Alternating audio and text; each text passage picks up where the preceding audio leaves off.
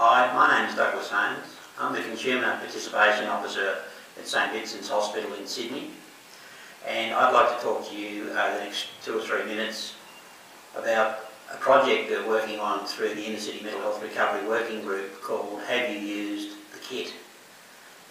It's a blog that we're creating that will do a number of things. One is actually honour the people that were actually involved in the kit and identify where the kit has been utilised. The blog will actually capture the process and the feedback that we receive, so that people will actually have a resource that they can use. And the last thing will be to examine the original goals of the kit. And they were initially about creating a resource, and we've got a wonderful resource through the kit. Develop some infrastructure around consumer and carer participation.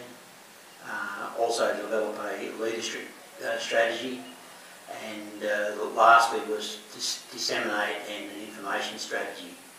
And if you think about the fact that here we are in 2012 and we're talking about a document that was made 15 years ago, you would tend to think that those goals have been achieved. I was first given a copy of the kit back in 1998 by Leonie Young, when Simon Champ and I were negotiating around the original money for the Australian Mental Health Consumer Network. I've been very fortunate that to actually use the kit quite a few times. I've had 3 different jobs.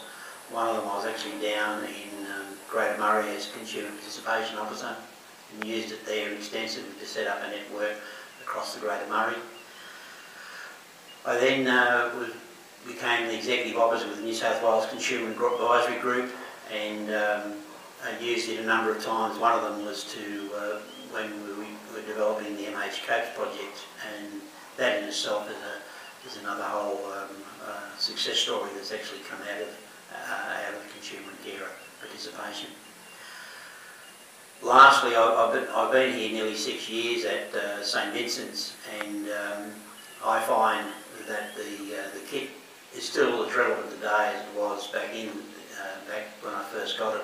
There are some things, some of the language needs to be updated, but overall I really would recommend that people use it.